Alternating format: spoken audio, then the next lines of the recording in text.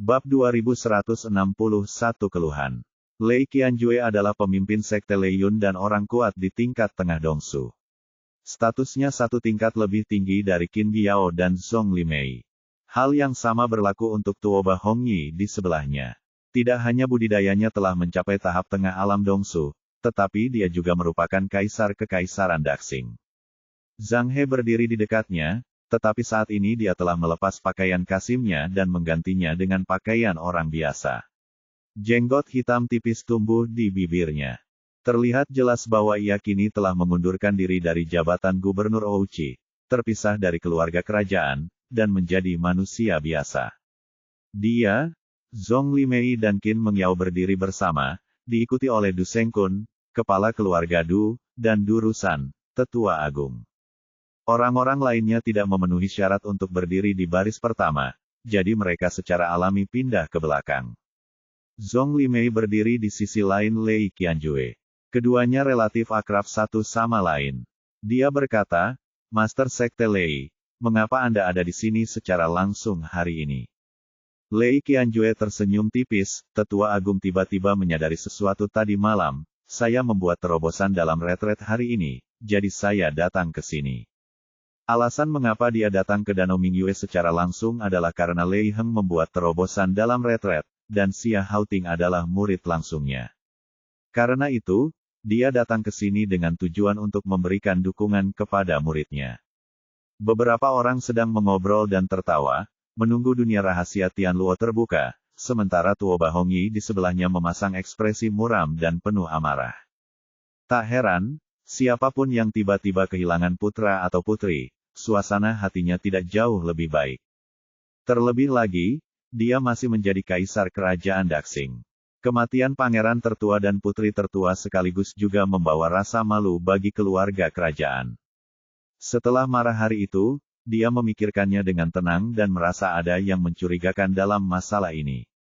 Meskipun kalajengking ekor panah sangat kuat, kecepatannya tidak terlalu cepat. Tuoba Yang dan Tuoba Suang tidak bodoh. Mereka seharusnya menghindarinya lebih awal ketika bertemu dengan mereka. Justru karena itulah dia datang langsung ke Danau Mingyue untuk menanyakan masalah ini. Yang lain hanya ingin menyaksikan kegembiraannya, ingin melihat berapa banyak orang yang dapat kembali dengan selamat. Kali ini alam rahasia Tianluo dibuka, dan harta serta peluang apa yang bisa mereka peroleh. Di mata semua orang, ruang di atas Danau Mingyue mulai terdistorsi, dan kemudian lubang hitam dalam perlahan muncul. Kemudian sesosok muncul, dan 4 pria dan wanita muda muncul di depan semua orang, dengan tulisan Universitas Suimu ditato di jubah di dada mereka. 4 orang pertama yang keluar adalah Ye Bufan dan Jiang Fangsu. Ketika mereka melihat seseorang keluar untuk menonton, kerumunan tiba-tiba bersorak. Du Sengkun, kepala keluarga Du, dan Du Rusan, tetua agung, merasa hati mereka tenggelam. Mereka telah memberitahu Du Chong sebelumnya bahwa mereka akan membunuh Ye Bufan di alam rahasia Tianluo apapun yang terjadi. Dalam pandangan mereka, dengan kekuatan Du Chong dan Sekte Lei Yun sebagai cadangan, membunuhnya adalah hal yang pasti. Tapi mereka tidak menyangka sekarang setelah Ye Bufan keluar, Du Chong tidak terlihat lagi, yang memberi mereka firasat buruk. Kemudian lubang hitam di angkasa terus berputar, dan sosok-sosok terbang keluar satu demi satu. Keempat murid pavilion Tiansui masih utuh, dan keempat murid Villa Senjian sedikit malu, tetapi mereka akhirnya kembali hidup. Kemudian 3 orang dari Sekte Lei Yun muncul, dipimpin oleh Xia Haoting, tetapi Du Chong hilang. Hal ini membuat orang-orang di keluarga Du terlihat sangat sedih. Mereka sudah berspekulasi bahwa Du Chong mungkin telah meninggal. Kemudian 2 sosok lagi terbang keluar, itu adalah Garina dan Hai Chenggong. Setelah mereka keluar, lubang hitam di luar angkasa perlahan-lahan tertutup. Ini, melihat saluran transmisi alam rahasia Tianluo telah menghilang, orang-orang yang hadir tiba-tiba menjadi bersemangat. 21 orang masuk sebelumnya, tetapi hanya 17 yang keluar hari ini, yang berarti 4 orang sisanya telah binasa sepenuhnya. Tidak masalah jika orang yang meninggal adalah orang biasa. Misalnya, jika orang seperti Sao Feng tidak keluar, tidak ada yang akan peduli sama sekali. Namun yang hilang kini adalah pangeran tertua dan putri tertua dari keluarga kerajaan Kekaisaran Qing. Tanpa diduga, kedua orang ini mati bersama. Ada juga Du Chong, yang dibudidayakan oleh keluarga Du sebagai pewaris mereka, tetapi dia tidak menyangka bahwa dia juga akan mati di alam rahasia Tianluo. Di tengah kejutan dan diskusi, setiap orang yang telah kembali dengan selamat perlahan-lahan jatuh dari udara dan sampai di tepi Danau Mingyue. Tuoba Hongyi maju selangkah dan mengamati semua orang dengan mata dingin, akhirnya mendarat di wajah Ye Bufan. Jika Tuoba Yang dan Tuoba Suang benar-benar mati di tangan orang lain, maka pemuda di depan merekalah yang paling mencurigakan. Namun, segala macam hal bisa terjadi di alam rahasia Tianluo, bahkan membunuh orang dan merampas harta karun bukanlah hal yang mengejutkan, jadi dia hanya memiliki kecurigaan dan tidak yakin. Siapa di antara kalian yang pernah melihat putra dan putriku di alam rahasia? Siapa yang tahu bagaimana mereka mati? Suaranya sangat dingin, dan ada aura pembunuh yang kuat di sekujur tubuhnya. Aura Master Alam Dongsu memenuhi seluruh tempat, dan banyak orang gemetar di bawah tekanan yang sangat besar ini. Hal yang sama berlaku untuk semua orang yang telah kembali dari alam rahasia Tianluo. Semua orang sangat gugup, karena takut Tuoba Hongyi akan menutupi kepala mereka. Saat ini, semua orang memilih untuk tetap diam. Pertama, mereka takut mendapat masalah. Kedua, Tuoba Yang dan Tuoba Suang baru saja masuk dan tubuh mereka telah hilang.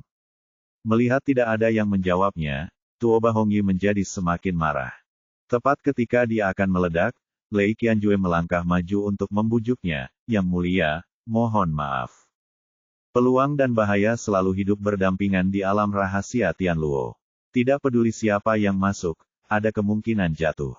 Tuoba Hongyi menarik napas dalam-dalam dan menahan amarah di dalam hatinya. Di antara orang-orang di depannya, dia tidak dapat menggerakkan salah satu dari 3 sekte besar. Adapun Ye Bufan dan lainnya yang tersisa, sulit untuk mengambil tindakan di depan publik. Untuk mengurangi rasa malunya, Zhong Limei memandang Zhao Mingzhen dan yang lainnya, "Bagaimana? Apakah Anda mendapatkan sesuatu dari perjalanan ke dunia rahasia ini?" Begitu dia selesai berbicara, Zhao Mingzhen berlutut bersama seorang jenderal menangis dan berteriak dengan kesedihan dan kemarahan, "Tolong minta Tetua Agung untuk melakukannya, kami yang membuat keputusan." Bukan hanya dia, tetapi Xia Haoting di sebelahnya juga berlutut di depan Lei Qianjue, "Tolong buatkan keputusan untuk kami, Tuan." Orang ini bertindak lebih berlebihan lagi, menangis dengan ingus dan air mata, seperti jika dia menderita. Rasanya seperti keluhan yang sangat besar. Awalnya, dia khawatir orang yang menunggu di sini adalah Penatua Agung Lei Heng, yang akan membuat sulit untuk berbicara. Tanpa diduga, tuannya yang selama ini menyayanginya datang ke sini. Hal ini membuatnya semakin percaya diri dan bertekad untuk menuntut Ye Bufan dengan berat. Ekspresi Zhong Limei sedikit berubah. Meskipun beberapa orang terluka, dia tidak peduli. Lagi pula, ada banyak bahaya di dunia rahasia, dan cedera tidak dapat dihindari, tetapi saya tidak pernah menyangka akan dikeluhkan. Dia berkata dengan suara yang dalam, "Katakan padaku, apa yang terjadi?" Penatua Agung, pria bernama Ye itu bertindak terlalu jauh. Dia memonopoli sumber daya di alam rahasia Tianluo dan mengambil mata air bergizi yang kami temukan. Kemudian, mengandalkan dalam kemahirannya dalam formasi, dia merampok 80% ramuan yang telah kami panen dengan susah payah. Wajah orang ini penuh dengan kesedihan dan kemarahan, dan dia menceritakan kisah kejadian tersebut, tetapi itu adalah versi yang dimodifikasi, mengambil semua tanggung jawab. Mengancingkannya di kepala Ye Bufan. Setelah mendengar ini, ekspresi semua orang berubah. Tidak ada yang menyangka bahwa murid dari Villa Pedang Ilahi yang bermartabat akan diintimidasi seperti ini. Bab 2162 membingungkan benar dan salah. Ekspresi Zhong Limei rumit, dia tidak menyangka akan seperti ini, tapi dia juga tahu sesuatu tentang Zhao Mingzhen, seorang murid, dan tahu bahwa kata-kata pihak lain pasti ada maksudnya. Selain itu, identitas Ye Bufan sangat istimewa. Dia bukan hanya seorang jenius seni bela diri muda, tetapi juga seorang alkemis yang sangat luar biasa. Tentu saja, masalah ini harus ditangani dengan sangat hati-hati. Karena itu, dia tidak serta-merta mengutarakan sikapnya. Di sisi ini, Xia Haoting mulai menangis segera setelah Zhao Mingzhen selesai berbicara. Tuan, Ye Bufan benar-benar terlalu banyak menipu orang. Dia tidak hanya memeras semua batu spiritual dari kami berempat, dia juga mengambil obat spiritual yang kami kumpulkan. Yang paling penting adalah dia juga membunuh saudara muda Du Chongdu. Ini mereka sama sekali tidak menganggap serius sekte Lei Yun kita. Dia menangis dan menceritakan kisah itu lagi. Seperti Zhao Mingzhen, dia menuangkan semua air kotor ke Ye Bufan. Setelah mendengar perkataannya, orang-orang di sekitarnya tiba-tiba menjadi bingung. Jika apa yang dikatakan Zhao Mingzhen barusan hanya untuk merebut beberapa sumber daya budidaya, tetapi sekarang telah melibatkan murid inti dari sekte Lei Yun, saya khawatir masalah ini akan sangat merepotkan. Ekspresi Du Sengkun berubah sangat jelek, tapi dia masih mengulurkan tangan untuk menghentikan Durusan, yang akan menjadi marah. Sekte Lei Yun mengambil inisiatif dalam masalah ini, jadi tentu saja keluarga Du tidak perlu mengambil tindakan secara pribadi. Benar saja, ekspresi Lei Qianjue menjadi semakin jelek, dan saat Xia Haoting selesai berbicara, dia sangat marah. Nak, beraninya kamu menindas murid sekte Lei Yunku seperti ini. Apakah kamu mencari kematian? Petik 2. Ketika Zhao Mingzhen mulai mengeluh lebih dulu, Ye Bufan tahu ada sesuatu yang tidak beres. Meskipun dia telah menduga sebelumnya bahwa kedua murid sekte ini mungkin berada dalam masalah, dia tidak pernah menyangka bahwa kedua orang ini akan begitu tercela, benar-benar membingungkan benar dan salah. Pada saat ini, menghadapi Lei Qianjue yang marah, hatinya dengan cepat tenggelam ke dasar. Jika hanya satu orang, dia bisa menggunakan pisau jiwa ilahi untuk mendapatkan secercah harapan dan kemudian melarikan diri dari sini. Tapi masih ada Jiang Fangzhu, Lu Sueman dan Li Qingzu di sini, jadi pasti tidak mungkin untuk melarikan diri sendirian. Satu-satunya cara sekarang adalah melepaskan Xiao Qing dari Istana Raja Naga untuk mengatasi bahaya yang ada. Namun jika hal ini terjadi, rahasia memiliki ruang independen akan terbongkar, yang pasti akan menimbulkan masalah yang lebih besar. Tepat ketika dia ragu-ragu, cahaya putih melintas di depan matanya, dan sesosok tubuh kurus berdiri di depannya, membuka lengannya untuk melindunginya di belakangnya. Lei Qianjue secara alami mengetahui murid inti Paviliun Tianshui ini. Dia berhenti mengulurkan tangan besarnya dan berteriak dengan ekspresi dingin, "Gadis kecil, apa yang akan kamu lakukan? Minggir. Sebagai pemimpin sekte Lei Yun, apakah Anda hanya menerima perkataan murid Anda tanpa menanyakan benar dan salah?" Lei Qianjue tampak tidak senang. Apa maksud Anda dengan ini? Apakah murid saya masih bisa berbohong? Tentu saja, dia tidak hanya berbohong, tapi dia juga berbohong besar. Dia benar-benar bingung antara benar dan salah dan berbicara omong kosong. Petik 2. Apa yang terjadi? Siapa yang mengatakan yang sebenarnya? Mengapa peri air membela orang itu? Apa hubungan mereka? Saya juga berpikir masalah ini tidak sesederhana itu. Pasti ada sesuatu yang mencurigakan di dalamnya. Ekspresi Lei Qianjue menjadi semakin jelek. Gadis kecil, minggirlah. Tidak peduli apa, dia membunuh Du Chong, muridku dari sekte Lei Yun. Dia harus mati hari ini. Setelah mengatakan ini, tekanan yang sangat besar menghampirinya, ingin memaksa Sui Yueli pergi. Saya tidak akan pergi. Tidak peduli apa, saya akan mengatakan yang sebenarnya dengan jelas hari ini. Meskipun ada perbedaan besar dalam kultivasi, Sui Yueli masih sangat keras kepala dan berjuang untuk menghidupi dirinya sendiri di depan Ye Bufan. Pada saat ini, sosok Qin Biao melintas dan berdiri berdampingan dengan Sui Yueli, menghilangkan tekanan besar. Lei Qianjue berkata dengan dingin, "Penatua Qin, apa maksudmu? Apakah kamu ingin menjadi musuh sekte Lei Yunku?" Meskipun tingkat kultivasi Qin Biao lebih rendah darinya, dia tidak bisa melakukan apapun dengan santai tingkat budidaya lebih rendah dari dia. Kekuatan Paviliun Tianshui tidak kalah dengan sekte Lei Yun. Begitu tetua agung disentuh, itu berarti kedua sekte besar itu benar-benar berselisih. Zong Master Lei bercanda, bagaimana saya bisa menjadi musuh sekte Lei Yun? Qin Biao berkata dengan ekspresi santai, Zong Master Lei adalah pemimpin sebuah sekte dan memiliki status tinggi. Itu tidak adil bagi semua orang yang hadir. Hanya mempercayai satu sisi dari perkataan muridnya. Saya juga akan merasa tidak puas, dan itu akan terpengaruh ketika saatnya tiba. Itu akan merusak reputasi Sekte Leiyun. Dalam hal ini, lebih baik biarkan Yue Li menjelaskan masalahnya dengan jelas dan biarkan semua orang mendengar apa yang benar dan salah. Apa yang dia katakan tidak sombong atau sombong, dan dia sangat terampil saat berbicara langsung dengan Sekte Leiyun. Reputasi dan status Lei Qianjue terungkap. Zhang He juga berdiri, "Ya, Tuan Lei, masalah ini harus ditangani dengan adil, jika tidak, Sekte Leiyun akan memiliki reputasi menindas kaum kecil."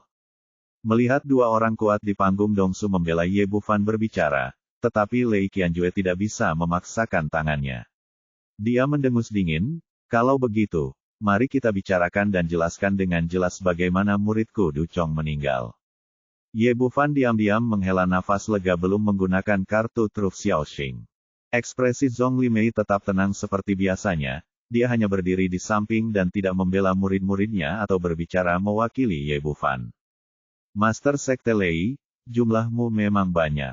Qin Biao memuji Lei Qianjue, lalu berbalik dan berkata, "Yue Li, apa yang sebenarnya terjadi? Tolong jelaskan dengan jelas, tidak ada ruang untuk kesalahan satu kata pun." Petik 2. Ya, murid, saya yakin.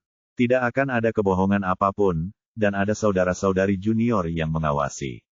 Petik 2. Sui Yueli mulai bercerita, kata-katanya cepat tapi jelas, dan dia tidak melewatkan detail apapun. Itu dimulai dari saat semua orang menemukan cairan spiritual urat bumi, dan berlanjut hingga mereka diserang dan dibunuh oleh Sao Feng.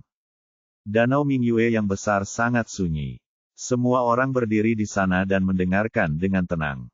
Meskipun ada badai di hati mereka, tidak ada suara yang terdengar. Setelah menceritakan kisahnya secara menyeluruh, Sui Yueli akhirnya berkata, "Kami dikelilingi oleh tikus berkulit besi pemakan emas." Situasi saat itu sudah dalam situasi putus asa, dan tidak ada kemungkinan untuk melarikan diri. Saat ini, kakak senior kamu mengeluarkan ramuan selaiva binatang itu. Pembuatan ramuan itu juga membutuhkan uang, dan bahan obat juga membutuhkan uang. Apakah terlalu berlebihan menjual ramuan yang begitu berharga kepada kita? Apakah ini juga disebut penjarahan? Jika itu adalah seseorang dengan niat jahat, mereka mungkin tidak akan menjualnya sama sekali. Tetapi menunggu tikus pemakan emas berkulit besi melahap kita semua, ambil saja cincin penyimpanannya, dan semua sumber daya akan menjadi milik mereka. Ya, itu benar. Apakah salah menjual ramuan yang dibuat seseorang kepadamu? Benar. Titik. Apa hakmu meminta seseorang untuk memberimu ramuan itu secara gratis? Dia bukan ayahmu. Merampok mata air spiritual orang lain, tetapi sekarang saya ingin mengambil ramuan orang lain. Betapa tidak tahu malunya saya harus menjualnya kepada Anda. Orang-orang di sekitar berbicara dan berbisik satu sama lain, meskipun suaranya tidak terlalu keras tapi terdengar jelas. Zhao Mingzhen juga tahu bahwa dia salah dan menundukkan kepalanya karena malu. Kesampingkan hal-hal lain, mengapa kamu tidak menjual ramuan muridku Du Chong dan melihatnya mati? Apakah Sekte Leiyun mudah ditindas? Saat dia berbicara, tubuh Lei Qianjue sekali lagi meledak dengan niat membunuh yang kuat. Bab 2163, mengalihkan masalah ke timur. Sebelum Ye Bufan dapat berbicara, Sui Yueli berkata dengan tegas lagi, "Master Sekte Lei, apa yang Anda katakan tidak masuk akal. Orang-orang menjual ramuan mereka kepada siapapun yang mereka suka. Apakah ada paksaan? Selain itu, sejak saya memasuki dunia rahasia Tianluo setelah itu, Du Chong mengincar kakak senior Ye satu demi satu. Ketika dia menghadapi bahaya, dia berlari ke orang lain untuk membeli obat dan bersikeras untuk menjualnya. Apa gunanya? Selain itu, kakak senior Ye tidak mengundang tikus pemakan emas berkulit besi. Sebagai seorang kultivator, karena Anda memasuki alam rahasia Tianluo untuk mencari peluang, Anda harus siap mengambil risiko, dan Anda bisa, tidak hanya membebankan tanggung jawab pada orang lain. Ye Bufan diam-diam mengacungkan jempol. Wanita ini terlihat dingin, tapi dia tidak menyangka memiliki kefasihan yang begitu baik. Yang terpenting adalah menjadi orang yang saleh dan mampu berdiri serta bersuara di saat-saat kritis. Semua orang yang hadir terdiam, dan banyak orang merasa Du Chong pantas mati.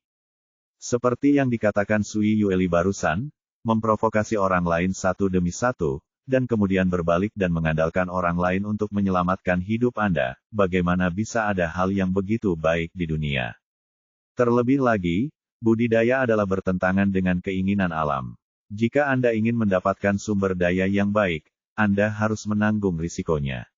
Jatuh adalah sesuatu yang harus Anda persiapkan setiap saat. Lei Qianjue mengerutkan kening. Menurut pikirannya, dia ingin menamparkan Ye Bufan sampai mati. Namun semuanya harus masuk akal, dan dengan banyaknya orang yang menonton, tentu saja sulit baginya untuk mengambil tindakan dalam situasi ini. Sui Yueli tidak berakhir di situ, dan melanjutkan, kemudian, ketika kami tiba di balai pengobatan spiritual, semua orang pada awalnya setuju bahwa siapapun yang melanggar larangan dan memiliki pengobatan spiritual paling banyak akan mendapatkannya. Akibatnya, kakak senior Ye melanggar larangan tersebut, larangan 9 taman pengobatan spiritual, dan kakak senior Zhao tapi dia mengingkari kata-katanya dan bersikeras merampok taman ramuan itu. Kemudian, kakak senior Ye tidak peduli dan membangun susunan teleportasi sendiri. Satu-satunya jalan keluar, saudara Ye bekerja keras untuk memperbaikinya, apa gunanya mengumpulkan sejumlah biaya? Bukankah begitu? Jika dia tidak menguasai formasi, semua orang akan terjebak di sana, dan apa gunanya memegang ramuan itu di tangannya? Semua yang dia katakan masuk akal. Pada saat ini, orang-orang di Villa Senjian dan Sekte Lei Yun tidak dapat mengangkat kepala, dan wajah mereka terbakar.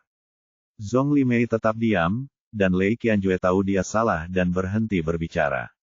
Sui Yueli mengangkat tangannya dan menunjuk ke arah Zhao Mingzhen dan Xia Haoting. Kalian berdua tidak tahu berterima kasih, apakah kalian lupa bagaimana kalian bisa bertahan pada akhirnya?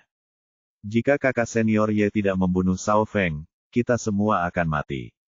Don, tidakkah menurutmu bersyukur saja Anda benar-benar membalas budi dan bahkan keluar untuk mengajukan keluhan? Saya benar-benar tidak tahu mengapa Anda begitu berkulit tebal. Keduanya awalnya adalah pengagumnya, tetapi sekarang mereka ditampar wajahnya di depan umum, dan mereka wajah-wajah tua berubah warna menjadi hati babi, yang sangat jelek. Orang-orang di sekitar menjadi gempar. Ya Tuhan, hidupku diselamatkan oleh orang lain. Beraninya kamu mengkhawatirkan harta orang lain. Betapa tak tahu malunya. Petik 2. Itu benar. Berkali-kali, aku mengandalkan orang lain untuk menyelamatkan hari itu. Tapi ketika hasilnya sudah keluar, aku masih harus mengkhawatirkannya. Cobalah, di mana wajahmu? Apakah mereka masih manusia? Mereka membalas kebaikan dengan balas dendam. Binatang lebih baik dari mereka. Ada tuduhan terus-menerus di sekelilingnya. Zhao Mingzhen berkata dengan berani, ya, dia membunuh Sao Feng pada akhirnya, tapi terus kenapa? Semua ini semua salahnya. Jika dia tidak membayar ongkosnya, bagaimana dia bisa membiarkan Sao Feng keluar lebih dulu? Bagaimana kita bisa jatuh ke dalam arai 3 pembunuh iblis satu demi satu? Dalam analisis terakhir, dialah pelakunya. Sekarang Xia Haoting juga tahu bahwa tidak ada jalan keluar, dan melanjutkan, dialah yang membunuh Sao Feng, tapi itu karena pertarungan hidup dan mati kita menghabiskan kekuatan lawan, kalau tidak, bagaimana dia bisa menang dengan mudah? Kamu, apakah kamu masih memiliki rasa malu? Sui Yueli benar-benar marah dengan sikap tidak tahu malu kedua orang itu. Orang seperti kamu tidak boleh diselamatkan, kamu harus dibiarkan mati di tangan Sekte Iblis. Kamu, Zhao Mingzhen ingin mengatakan sesuatu lagi, tetapi Zhong Limei dengan tegas menghentikannya, diam, bukankah itu cukup memalukan? Dia segera menundukkan kepalanya seperti terong yang dipukul oleh embun beku, mengetahui bahwa itu salah mengharapkan balas dendam dari tuannya. Namun, Xia Haoting tetap menolak menyerah dan berteriak dengan marah, Ye Bufan hanyalah penjahat tercela. Salah satu dari mereka menyembunyikan kepala dan ekornya, dan yang lainnya menyembunyikan budidayanya. Tujuannya adalah untuk mengganggu niat baiknya. Intinya, hatinya tiba-tiba bergerak dan dia berbalik untuk melihat ke samping. Yang mulia, saya merasa jatuhnya pangeran tertua dan putri tertua pasti ada hubungannya dengan orang ini. Hanya orang tersembunyi seperti itu yang bisa melakukan hal seperti itu. Tidak mungkin lagi mengharapkan Lei Qianjue membela dirinya di depan umum, jadi dia mencoba mengalihkan kemalangan ke timur. Jika Tuo Bahongyi benar-benar ingin membalaskan dendam putra dan putrinya, tidak ada orang lain yang bisa menghentikannya, bahkan Paviliun Tian Sui pun tidak. Saya harus mengatakan bahwa triknya ini masih sangat efektif. Tuo Bahongyi telah menilai orang-orang di depannya, memikirkan siapa yang mungkin menyerang keluarga kerajaan. Tidak mungkin bagi orang-orang dari 3 sekte besar, mereka memiliki hubungan kerja sama dengan keluarga kerajaan Kekaisaran Qing, dan hal itu tidak diperlukan. Adapun Garina dan Hai Chenggong, meskipun mereka memiliki niat, mereka tidak memiliki kemampuan.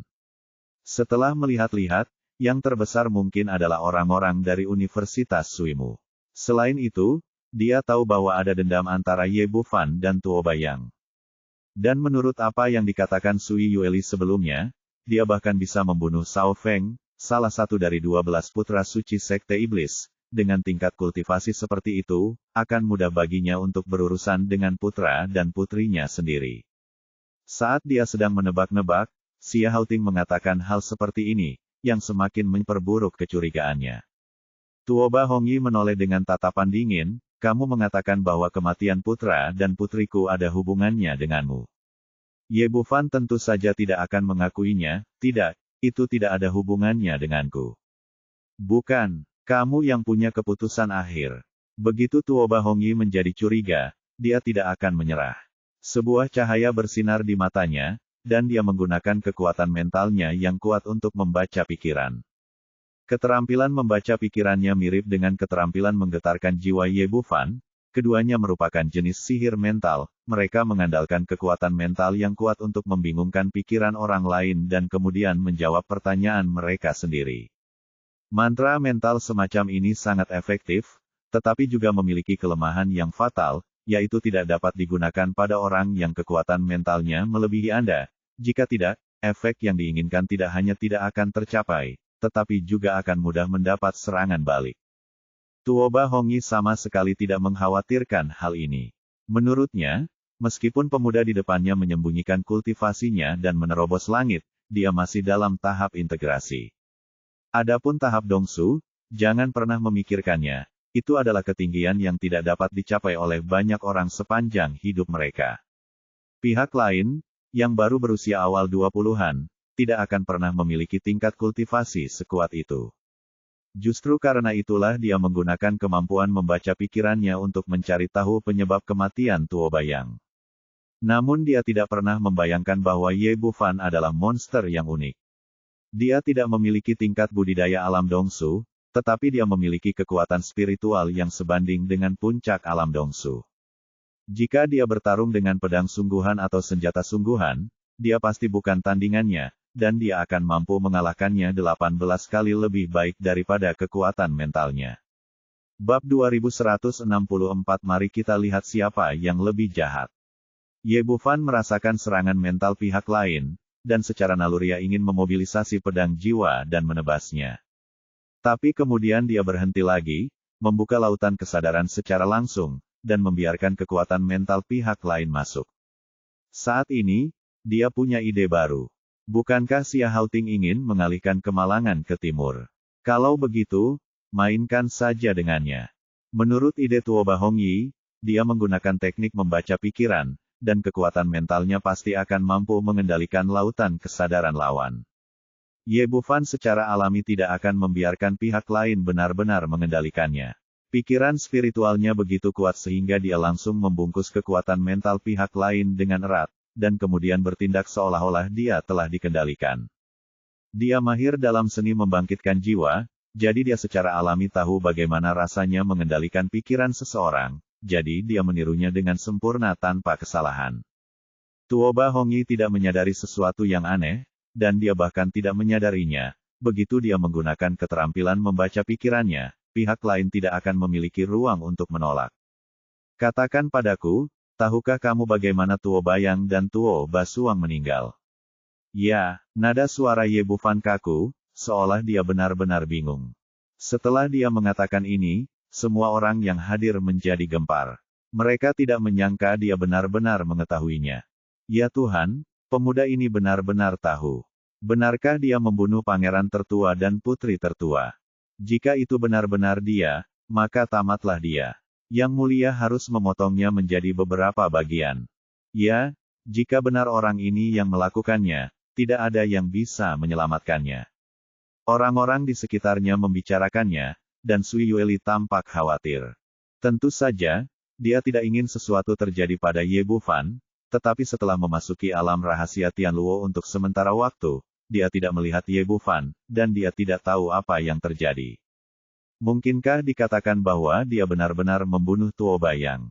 Itu akan merepotkan, dan bahkan jika pavilion Tian Sui maju, saya khawatir mereka tidak akan bisa menghentikannya. Melihat situasinya, Xia Haoting tertawa bangga.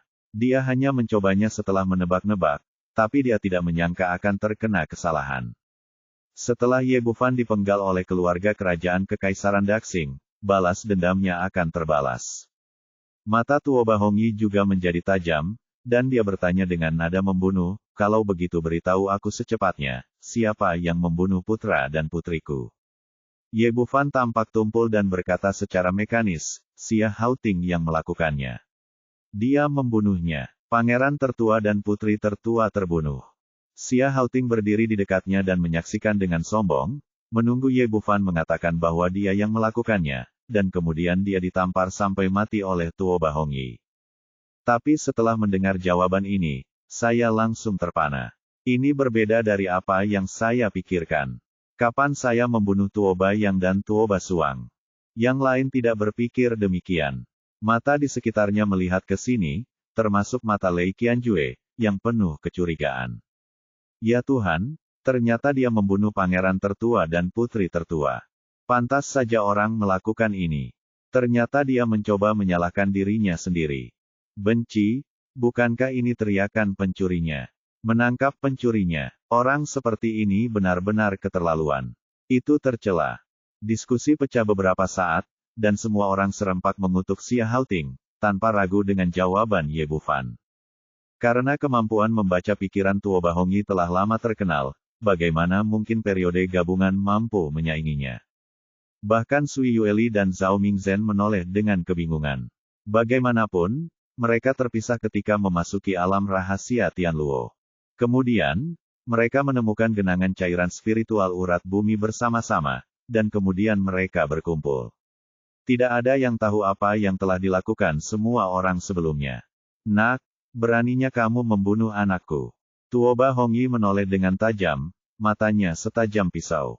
Xia Haoting tiba-tiba panik, tidak, sungguh tidak, dia berbicara omong kosong. Kamu tidak akan mengakuinya, kan? Tuo Bahongi menatap Ye Bufan lagi, katakan padaku, apa yang terjadi bagaimana dia membunuh putra dan putriku. Ye Bufan berkata, saya tidak tahu apa yang terjadi sebelumnya. Ketika saya tiba, saya kebetulan melihat Xia Haoting menundukkan pangeran tertua dan putri tertua. Saat itu, pangeran tertua berkata bahwa Anda tidak dapat membunuh saya. Saya memiliki tanda jiwa di tubuhku. Bunuh aku. Keluarga kerajaan kekaisaran Daxing masih ada sedikit keraguan, tetapi pada saat ini, banyak kalajengking berekor panah menyerbu, dan dia melemparkan pangeran tertua dan putri tertua ke dalam kalajengking berekor panah. Kata-kata Ye Bufan sangat cerdas, setengah benar dan setengah fals, mengedit ulang situasinya, lalu menceritakannya. Tuo Bahongi tidak lagi ragu. Tuo Bayang dan Tuo Basuang terakhir yang dia lihat dari tanda jiwa kebetulan mati di antara kalajengking ekor panah. Di mana kamu saat itu? Mengapa kamu tidak menyelamatkan anakku? Ye Bufan berkata, aku baru saja tiba, dan sudah terlambat untuk menyelamatkannya. Nak, bayar nyawa anakku. Dan sejumlah besar energi sejati tiba-tiba dia meraih Xia Haoting. Orang kuat di tahap tengah Dongsu mengambil tindakan, dan tekanan besar sepertinya membuat ruangan bergetar. Dihadapkan pada kekuatan besar energi nyata yang terperangkap di udara, Xia Haoting sangat ketakutan sehingga jika dia tertangkap, dia mungkin akan musnah seluruhnya. Tuan, selamatkan saya. Dia baru dalam tahap awal integrasi. Jika dia ingin melawan Dongsu tahap tengah, tidak ada peluang sama sekali, jadi dia hanya bisa menangis minta tolong dengan putus asa.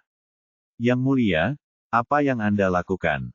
Lei Qianjue tentu saja tidak bisa duduk diam dan menonton. Muridnya terbunuh di tempat setelah teriakan keras, tangan energi sejati yang sama menangkapnya. Tangan besar dari dua master Dongsu tingkat menengah bertabrakan satu sama lain, dan terdengar suara teredam. Arus udara yang deras menyapu, meniup banyak orang ke sana kemari seperti angin musim gugur menyapu dedaunan yang berguguran, dan banyak orang bahkan jatuh langsung ke danau Mingyue. Seringai yang tak terlihat muncul di bibir Ye Bufan, dan dia memimpin Lu Sueman dan yang lainnya ke samping. Xia Haoting masih ingin memfitnahnya, jadi mari kita lihat siapa yang lebih licik. Mata Tuoba Hongyi memerah dan dia memelototi Lei Qianjue, Master Sekte Lei, apakah kamu ingin melindungiku? Aku tidak mendengar bahwa dia membunuh putra dan putriku. Ketika Xia Haoting sadar kembali, punggungnya sudah basah oleh keringat dingin. Dia buru-buru bersembunyi di balik Lei Qianjue, masih sok. Dia berteriak dengan tegas, Tuan, saya tidak melakukannya, saya tidak membunuh putri tertua dan pangeran tertua. Lei Qianjue berkata, Sekte Lei Yun saya selalu berhubungan baik dengan keluarga kerajaan, dan tidak ada murid saya telah menyerang pangeran tertua atau putri tertua. Alasannya, saya khawatir mungkin ada kesalahpahaman tentang masalah ini. Apakah ada kesalahpahaman? Apakah Anda mempertanyakan kemampuan membaca pikiran saya? Saya tidak peduli apakah dia berasal dari Sekte Lei Yun Anda. Bagaimanapun, jika Anda membunuh anak saya, dia harus mati hari ini. Dia menamparkan Xia Haoting lagi. Meskipun Sekte Lei Yun adalah Sekte Bintang 8, tidak banyak murid inti yang benar-benar menonjol. Sekarang Ducong telah jatuh, Lei Qianjue tidak bisa membiarkan Xia Haoting mengalami kecelakaan lagi. Dia juga menyerang dengan telapak tangan, dan keduanya bertarung bersama. Tuoba Hongyi seperti singa gila, janggut dan rambutnya tumbuh subur. Lei Qianjue, apakah Sekte Lei Yunmu ingin berperang dengan Kekaisaran Qing kita? Sekte Lei Yun adalah Sekte Bintang 8, dan tidak takut pada daksing Kekaisaran dalam hal kekuatan. Lei Qianjue berkata dengan suara dingin, muridku telah mengatakan bahwa dia tidak melakukannya sama sekali. Tidak ada alasan untuk membunuh muridku hanya karena mempercayai satu kata. Aku, Sekte Lei Yun, tidak akan pernah setuju. Dalam hal ini, kalau begitu ayo tunjukkan padaku bab sebenarnya. Tuoba Hongyi melambai kepada penjaga di belakangnya, lakukan. Setelah mengatakan itu, dia melompat ke udara, bertujuan untuk menjerat Lei Qianjue dan membiarkan pengawalnya membunuhnya. Bunuh Xia Haoting. Bab 2165 menanyakan Sui Yueli. Tuoba Hongyi bertarung melawan Lei Qianjue. Keduanya adalah orang kuat di tingkat tengah Dongsu. Namun dalam kasus ini, beberapa murid Sekte Lei Yun yang tersisa, termasuk Xia Haoting, akan mendapat masalah. Tingkat kultivasi mereka paling banter hanya pada tahap gabungan, jadi tidak mungkin mereka bisa mengalahkan penjaga istana dengan tingkat kultivasi tingkat lanjut. Sebagai pengawal kerajaan, mereka secara alami setia kepada keluarga kerajaan. Ketika mereka mendengar bahwa Xia Haoting membunuh pangeran tertua dan putri tertua, mereka tidak akan sopan dalam tindakannya. Tidak lama setelah pertarungan, Xia Haoting ditampar bagian belakang jantungnya, darah muncrat, dan hanya tersisa separuh nyawanya. Melihat murid langsungnya akan binasa, Lei Qianjue menjadi cemas dan memaksa Tuoba Hongyi kembali dengan telapak tangannya, lalu menghampiri untuk meraih Xia Haoting dan pergi. Dia tahu betul bahwa Sekte Lei Yun sekarang sendirian di sini dan bukan tandingan keluarga kerajaan. 3 murid yang tersisa tidak berani mengabaikannya, dan segera melompat ke udara, dan mereka berlima melarikan diri ke kejauhan. Jangan biarkan mereka melarikan diri, kejar mereka. Tuoba Hongyi mengertakkan gigi dengan kebencian dan memimpin pengawalnya dalam pengejaran. Sekelompok orang melarikan diri di depan dan kelompok lainnya mengejar di belakang mereka, dan segera meninggalkan Danau Mingyue. Melihat ke arah mereka pergi, Qin Mengyao menggelengkan kepalanya dan menghela nafas. Tidak ada cara untuk melakukan ini, dan tidak ada cara untuk mencegahnya sekarang. Kami hanya dapat menyesuaikannya secara perlahan setelahnya dan mencoba meringankan hubungan antara 3 sekte besar dan keluarga kerajaan. Dia menghampiri Ye Bufan dan berkata, apa kabar? Apakah Anda baik-baik saja? Petik 2. Saya baik-baik saja. Apa yang terjadi, Yang Mulia? Mengapa kita bertengkar dengan Sekte Leiyun? Bangun, seolah-olah dia baru saja bangun. Tidak tahu apa-apa tentang semua ini. Dia tidak bisa berbuat apa-apa. Dia tidak bisa membiarkan orang luar mengetahui bahwa kekuatan mentalnya masih lebih tinggi daripada Tuo Bahongyi. Sudah cukup banyak masalah sekarang, dan itu hanya akan membawa lebih banyak masalah. Aduh, Qin Biao menghela nafas lagi. Sangat tidak mungkin untuk menjelaskan hal semacam ini dengan jelas. Lupakan saja. Mari kita tidak membicarakannya. Mari kita bicarakan tentangmu. Apa yang akan kamu lakukan selanjutnya? Alam rahasia telah berakhir. Kali ini, kompetisi kualifikasi pemula telah berakhir, jadi dia bertanya kepada Ye Bufan kemana dia berencana pergi selanjutnya. Ya, Dr. Ye, mau kemana? Zhong Limei, yang sebelumnya diam, juga datang dengan senyuman di wajahnya. Aku akan pergi ke Kekaisaran Dasun untuk mencari seseorang di sana. Ye Bufan tidak menyembunyikan apapun dan langsung menyatakan tujuannya. Oh, Qin Biao mengangguk, tidak mengambil hati, dan berkata, Dr. Ye, setelah persidangan ini selesai, akan ada waktu kurang dari 3 bulan sampai kompetisi Monster Genius. Atas nama Pavilion Tianshui, saya dengan tulus mengundang Anda dapat mewakili Prefektur Tianluo dalam pertempuran. Zhong Limei kemudian berkata, ya, Prefektur Tianluo adalah yang paling kuat di antara 5 benua. Kami adalah yang terlemah. Dalam kompetisi Iblis Genius sebelumnya, kami semua mendapatkan hasil terburuk dan kehilangan muka. Sekarang dengan Dr. Ye, jika Anda mewakili Prefektur Tianluo, Anda pasti dapat membalikkan keadaan dan menyelamatkan negara. Dia berkata, termasuk Zhao Mingzhen, anggota inti Villa Senjian, dia hanya bisa dianiaya di depan orang lain. Alasan mengapa Ye Bufan berpartisipasi dalam kompetisi kualifikasi pemula adalah untuk mendapatkan buah Yuan merah. Selain itu, dia tidak tertarik dengan hal semacam ini. Tapi mereka berdua dengan tulus membuat janji, dan dia terlalu malu untuk menolak. Dia hanya bisa berkata dengan samar, kalau begitu, kita akan membicarakannya. Jika saya dapat menemukan teman saya dan tidak terjadi apa-apa, saya akan datang dan mengadakannya, lihat. Seolah dia bisa melihat pikirannya, Qin Biao menambahkan, Dr. Ye, sebagai kompetisi teratas untuk generasi muda di seluruh benua Kunlun, hadiah dari kompetisi Iblis Genius selalu sangat besar. Meskipun saya masih belum tahu hadiah apa yang akan diberikan kali ini, saya yakin itu pasti harta karun langka dan berbakat yang pasti tidak akan mengecewakan Anda. Petik 2. Jadi begitu. Ye Bufan mengangguk dengan santai lagi. Alasan mengapa dia begitu peduli dengan buah Yuan merah adalah untuk memulihkan budidayanya. Untuk hal-hal lain, itu jauh lebih buruk. Harta jenius harus berguna baginya untuk memiliki nilai keberadaan. Misalnya, dalam kompetisi kualifikasi pemula ini, hadiahnya adalah ramuan roh gabungan, yang dapat dengan mudah dibuat sendiri, dan kualitasnya lebih baik dari itu, jadi tentu saja tidak menarik. Melihat bahwa dia acuh tak acuh, Zhong Limei berkata, Dr. Ye, kompetisi ini, pastinya kesempatan langka. Anda tidak harus mendapatkan tempat pertama seperti kali ini. Bahkan jika Anda bisa masuk 10 besar, Anda masih bisa membuat sensasi di seluruh benua Kunlun. Ini adalah kesempatan bagus untuk menjadi terkenal. Menurutnya, orang memiliki sesuatu untuk dicari, baik untuk mencari ketenaran atau mencari keuntungan. Karena dia tidak tertarik pada hadiah, dia pasti akan peduli dengan ketenaran. Jika tidak, dia tidak akan menato nama Universitas Suimu di jubahnya kali ini dan membuat tato penampilannya yang terkenal. Faktanya, dia menduga Ye Bufan paling peduli tentang hal itu sekarang. Dia sangat ingin kembali ke bumi, tetapi sebelum itu, dia harus menemukan Situ Dianmo, Ye Tian, dan lainnya bagaimanapun caranya.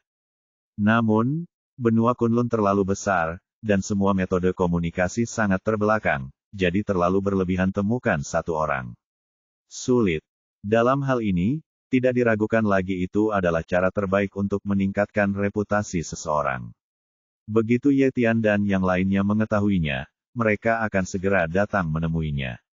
Memikirkan hal ini, dia mengangguk, oke, kalau begitu saya akan segera kembali. Bagus sekali. Qin Biao berkata dengan penuh semangat. Kami di Paviliun Tianshui sedang menunggu kembalinya dokter. Ye, saat ini, Zhang He datang dan berkata. Jika tidak terjadi apa-apa, dokter. Ye, sebaiknya Anda pergi secepatnya. Untuk mencegah malam yang panjang dan mimpi yang panjang, yang terbaik adalah meninggalkan Kekaisaran Daxing secepat mungkin. Semua orang mengerti maksudnya. Meskipun Tuo Bahongi telah pergi sekarang, siapa yang tahu kapan dia akan kembali dan mungkin akan ada masalah. Ye Bufan juga tahu apa yang sedang terjadi. Dia hanya melakukan hal yang sama. Dia menggunakan trik untuk mengalihkan kemalangan ke timur, tetapi jika benda ini palsu, itu tidak akan disembunyikan untuk waktu yang lama. Begitu Tuo Bahongi menggunakan pembacaan pikiran pada Zhao Mingzhen dan orang-orang lainnya, dia akan segera terungkap secepat mungkin. Karena ini akan terjadi nanti, aku pergi dulu. Setelah itu, dia membawa Lu Sueman dan Jiang Fangzhu dan bersiap untuk pergi. Petik 2. Yue Li, suruh Dr. Ye pergi untukku. Petik 2. Qin Biao mengulurkan tangannya dan memanggil Sui Yue Li. Dia sangat puas dengan penampilan murid ini. Dia sebelumnya berjanji untuk berteman dengan Ye Bufan, dan sekarang dia baik-baik saja. Tapi tentu saja semakin dekat semakin baik, jadi dia melakukannya yang terbaik untuk hal semacam ini. Mungkin menciptakan lebih banyak peluang bagi para murid. Sui Yue Li mengangguk, lalu terbang ke langit bersama Ye Bufan dan yang lainnya, menjauh dari arah kota Kekaisaran Daxing, dan terbang menuju Kekaisaran Dasun. Tapi, dia adalah seorang wanita dengan kepribadian dingin, dan dia tidak bisa mengobrol atau berbicara. Dia tahu bagaimana memulai percakapan, tapi itu menyia-nyiakan kesempatan yang diciptakan oleh guru. Ye Bufan berkata, tunggu peri, terima kasih atas bantuanmu sekarang. Petik 2. Dia memang sangat bersyukur di dalam hatinya. Jika Sui Yue Li tidak angkat bicara, segalanya akan menjadi sedikit merepotkan hari ini, dan Xiaoxing mungkin harus menggunakan kartu truf terakhir Xiaoxing. Sui Yue Li menggelengkan kepalanya, tidak apa-apa, aku baru saja mengatakannya. Bagaimanapun, aku masih harus berterima kasih kepada peri air. Jika ada yang harus kamu lakukan di masa depan, jangan ragu untuk berbicara. Petik 2. Keduanya mengobrol sebentar, dan Ye Bufan tiba-tiba merasakan sesuatu di dalam hatinya dan bertanya, peri air, kudengar ada jalan menuju dunia sekuler di negeri ajaib Kunlun. Tahukah kamu di mana itu? Petik 2.